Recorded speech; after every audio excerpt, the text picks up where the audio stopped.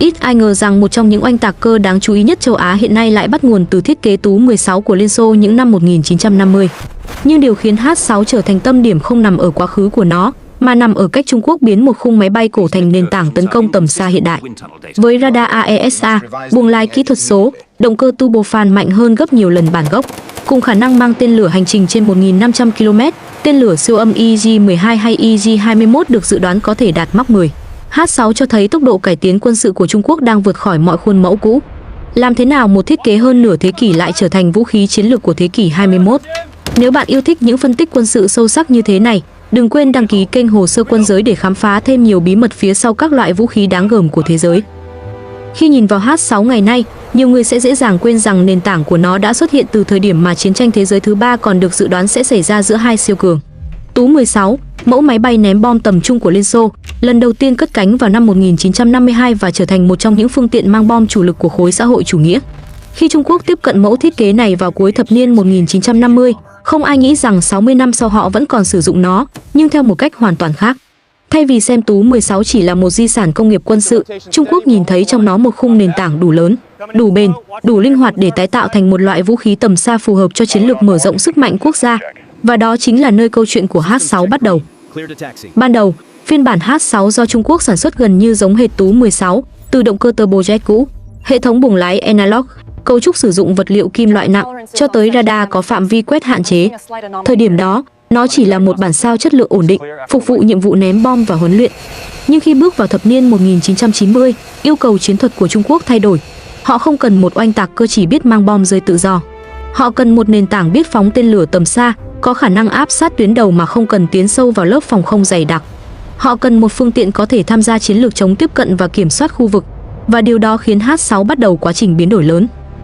Những bước nâng cấp đầu tiên tập trung vào việc kéo dài tuổi thọ khung thân. Trung Quốc sử dụng vật liệu composite ở nhiều vị trí quan trọng để giảm trọng lượng tổng thể, đồng thời gia cố lại các phần kết cấu, giúp H-6 chịu lực tốt hơn khi mang tải tên lửa nặng hơn. Buồng lái analog cũ kỹ được thay bằng buồng lái kỹ thuật số, với màn hình hiển thị đa chức năng, giúp phi công quan sát thông tin chiến trường rõ ràng hơn. Đây là một thay đổi mang tính bước ngoặt, vì nó không chỉ cải thiện khả năng điều khiển mà còn tạo điều kiện để tích hợp các hệ thống điện tử hàng không hiện đại hơn về sau. Điểm thay đổi quan trọng nhất của hành trình này nằm ở động cơ. Bản Tu-16 sử dụng động cơ turbojet, tiêu tốn nhiều nhiên liệu và có tầm hoạt động hạn chế. Để đáp ứng nhu cầu chiến lược mới, Trung Quốc quyết định thay thế bằng động cơ turbofan D-30K-P2 của Nga, giúp tăng hiệu suất nhiên liệu, giảm tiếng ồn và đặc biệt là kéo dài tầm bay của H-6 lên hàng ngàn km. Đây chính là yếu tố giúp H-6 ngày nay có thể mang tên lửa hành trình tầm xa mà không cần tiếp cận gần khu vực nguy hiểm. Nhưng nâng cấp khung thân và động cơ vẫn chưa đủ. Để H-6 trở thành nền tảng tấn công thế hệ mới, Trung Quốc cần trang bị cho nó một bộ não phù hợp. Radar mới có khả năng quét rộng hơn, theo dõi mục tiêu mặt đất và mục tiêu hải quân từ khoảng cách xa hơn nhiều so với phiên bản ban đầu. Các hệ thống liên lạc và định vị được kết nối với mạng lưới vệ tinh Beidou, giúp H-6 không chỉ biết vị trí của mình mà còn liên kết với các phương tiện trinh sát trên không và trên biển. Điều này biến H-6 từ một máy bay ném bom truyền thống thành một thành phần quan trọng của hệ sinh thái tác chiến điện tử mà Trung Quốc đang xây dựng. Phiên bản thay đổi lớn nhất chính là H-6K, được giới thiệu rộng rãi từ năm 2015. Tới thời điểm này, H-6 gần như không còn liên quan nhiều đến Tú-16 nguyên bản ngoài hình dạng tổng thể. Buồng lái được thay toàn bộ bằng hệ thống điện tử, động cơ turbofan mạnh hơn, tầm bay xa hơn và khả năng mang vũ khí đa dạng hơn rất nhiều. H-6K không còn mang bom rơi tự do, thay vào đó, nó mang tên lửa hành trình CG-10 hoặc CG-20 có tầm bắn hơn 1.500 km, đủ để tấn công mục tiêu sâu trong lãnh thổ đối phương mà không cần rời khỏi vùng an toàn. Không dừng lại ở đó, Trung Quốc tiếp tục phát triển H-6N, phiên bản có khả năng mang tên lửa đạn đạo phóng từ trên không. Việc loại bỏ khoang chứa bom dưới bụng và thay bằng giá treo lớn giúp H-6N có thể mang vũ khí kích thước lớn hơn, thậm chí là các loại tên lửa tầm xa có quỹ đạo bay biến ảo. Đây là bước chuyển hóa rõ ràng nhất của H-6 từ một oanh tạc cơ thành một nền tảng phóng tên lửa chiến lược. So với Tú-16 gốc, sự thay đổi là quá rõ ràng. Tú-16 là một máy bay ném bom tốc độ cận âm với khả năng mang bom truyền thống. Còn H-6 ngày nay là một trung tâm phóng tên lửa tầm xa, có thể tấn công mục tiêu ngoài tầm phòng không, mang theo vũ khí siêu âm và bán siêu thanh. Sự khác biệt này cho thấy Trung Quốc không chỉ sao chép công nghệ, mà họ đã vượt xa bản gốc bằng cách thích nghi với thời đại mới và tối ưu hóa cho mục tiêu chiến lược riêng. Hành trình từ Tú-16 đến H-6 hiện đại chính là minh chứng rõ ràng cho khả năng nâng cấp, tối ưu hóa và tái thiết kế của Trung Quốc. Một thiết kế cũ có thể bị nhiều quốc gia bỏ đi, nhưng với Trung Quốc, nó trở thành nền tảng để tạo ra một vũ khí phù hợp với mục tiêu quân sự của thế kỷ 21. Và câu chuyện này mới chỉ là khởi đầu, Vì H6 ngày nay không còn là biểu tượng của quá khứ, mà là dấu hiệu cho những gì Trung Quốc có thể làm với các công nghệ quân sự trong tương lai. Khi nhìn vào H6 ngày nay, điều gây ấn tượng đầu tiên không phải là hình dạng quen thuộc của nó, mà là hệ thống công nghệ mà Trung Quốc đã gắn vào bộ khung này để biến nó thành một nền tảng tấn công cực kỳ linh hoạt. Những nâng cấp này không chỉ giúp H6 vượt qua giới hạn của Tú 16 gốc mà còn đặt nó vào một vị trí hoàn toàn khác trên bản đồ sức mạnh không quân khu vực. Đây là lý do mà nhiều chuyên gia quốc tế cho rằng H6 không nên được đánh giá dựa trên tuổi đời của thiết kế mà nên nhìn vào cách nó được hiện đại hóa. Một trong những thay đổi rõ ràng nhất là hệ thống buồng lái. Nếu như Tú 16 là một cỗ máy cơ học với vô số đồng hồ kim analog, công tắc cơ khí và thiết bị chỉ thị cổ điển, thì H6K và H6N được trang bị buồng lái kỹ thuật số, nơi mọi thông tin đều hiển thị trên các màn hình đa chức năng. Sự thay đổi này không chỉ giúp phi công làm chủ khoang lái nhanh hơn mà còn cho phép tích hợp các hệ thống chiến đấu hiện đại như liên kết dữ liệu, giám sát khu vực, điều khiển vũ khí tầm xa và chia sẻ thông tin theo thời gian thực. Buồng lái kỹ thuật số cũng giảm bớt sự phức tạp của thao tác, giúp phi công tập trung hơn vào chiến thuật thay vì phải xử lý quá nhiều thiết bị cơ học. Không thể không nhắc đến radar. Đây là trái tim của một oanh tạc cơ hiện đại và Trung Quốc đã trang bị cho H6 loại radar tiên tiến hơn nhiều so với phiên bản ban đầu. Radar mảng pha điện tử quét chủ động, thường được gọi là radar AESA, có khả năng quét nhanh hơn, phát hiện mục tiêu nhỏ hơn và chống nhiễu tốt hơn. Điều này đặc biệt quan trọng khi H6 mang nhiệm vụ theo dõi mục tiêu hải quân từ xa hoặc phối hợp với các phương tiện trinh sát để tấn công chính xác. Radar AESA cũng giúp H6 có cơ sở để mang theo những loại tên lửa dẫn đường hiện đại, vốn yêu cầu dữ liệu mục tiêu ổn định và chính xác trong nhiều điều kiện thời tiết khác nhau. Động cơ turbofan D30K-P2 là một thay đổi đột phá khác. Động cơ turbojet của Tú 16 là loại tiêu hao nhiều nhiên liệu, tạo tiếng ồn lớn và có hiệu suất thấp ở độ cao trung bình. Trong khi đó, động cơ turbofan của H6K không những tiết kiệm nhiên liệu hơn mà còn cung cấp lực đẩy lớn hơn, giúp máy bay đạt tầm bay lên tới hàng ngàn km mà không cần tiếp nhiên liệu. Đây chính là yếu tố cho phép H6 mang theo tên lửa hành trình CJ-10 hoặc CJ-20 và phóng chúng từ khoảng cách an toàn. Công nghệ động cơ mới cũng giúp H6 vận hành êm hơn, ổn định hơn, điều mà bất kỳ phi hành đoàn nào cũng đánh giá cao khi thực hiện các nhiệm vụ dài nhiều giờ. Tuy nhiên, một trong những điểm mạnh nhất của H6 lại nằm ở khả năng tác chiến điện tử và chiến tranh thông tin. Trung Quốc trang bị cho H6 nhiều cảm biến và hệ thống gây nhiễu để chống lại các loại radar phòng không hiện đại. Điều này đặc biệt quan trọng khi H6 phải đối mặt với các hệ thống phòng không tầm xa. Việc giảm thiểu khả năng bị cảnh báo sớm giúp H6 có cơ hội tiếp cận không gian phóng tên lửa mà không bị phát hiện quá sớm. Đối với chiến tranh hiện đại, khả năng sống sót của một oanh tạc cơ không còn phụ thuộc vào giáp thép hay tốc độ siêu âm mà phụ thuộc nhiều hơn vào khả năng tránh bị phát hiện và giữ an toàn ở khoảng cách xa. H6 không phải là một máy bay tàng hình và không được thiết kế để vượt qua các hệ thống phòng không mạnh, nhưng điều này không có nghĩa là nó yếu. Ngược lại, thiết kế hiện đại hóa của H6 tập trung vào chiến lược tấn công tầm xa, nơi máy bay không cần tiến vào vùng nguy hiểm mà chỉ cần đứng ngoài, sử dụng kho vũ khí của mình để tiêu diệt mục tiêu. Đây là sự khác biệt quan trọng giữa H6 và những oanh tạc cơ phương Tây như B-1B. Trong khi B-1B được dùng để đột nhập sâu vào không phận đối phương, H6 được tối ưu để phóng tên lửa từ xa và phối hợp cùng lực lượng hải quân và trinh sát trên không. Điều này khiến H6 phù hợp với chiến lược chống tiếp cận mà Trung Quốc đang theo đuổi. Khi so sánh với B-52 của Hoa Kỳ, một oanh tạc cơ có tuổi đời tương đương, điểm khác biệt dễ nhận thấy nhất là triết lý phát triển. B-52 tập trung vào tải trọng bom khổng lồ và khả năng mang nhiều loại vũ khí tấn công mặt đất. Trong khi đó, H6 không thể mang tải trọng lớn bằng B-52 nhưng lại vượt trội ở khả năng mang tên lửa chống hạm siêu âm như EJ-12, một loại vũ khí mà ngay cả lực lượng không quân Hoa Kỳ cũng không có trong cấu hình tương đương. Điều này giúp H6 trở thành mối đe dọa đặc biệt đối với các nhóm tàu sân bay, vốn luôn là mục tiêu có giá trị cao trong bất kỳ cuộc xung đột nào. Nếu so sánh với Tú 22M3 của Nga, H6 lại thể hiện hướng phát triển khác biệt. Tú 22M3 dựa vào tốc độ siêu âm để lao vào tầm bắn, phóng tên lửa rồi rút lui. Trong khi đó, H6 dựa vào tầm bay, khả năng mang vũ khí tầm xa và hệ thống hỗ trợ từ các phương tiện khác để duy trì đòn tấn công từ ngoài khu vực nguy hiểm.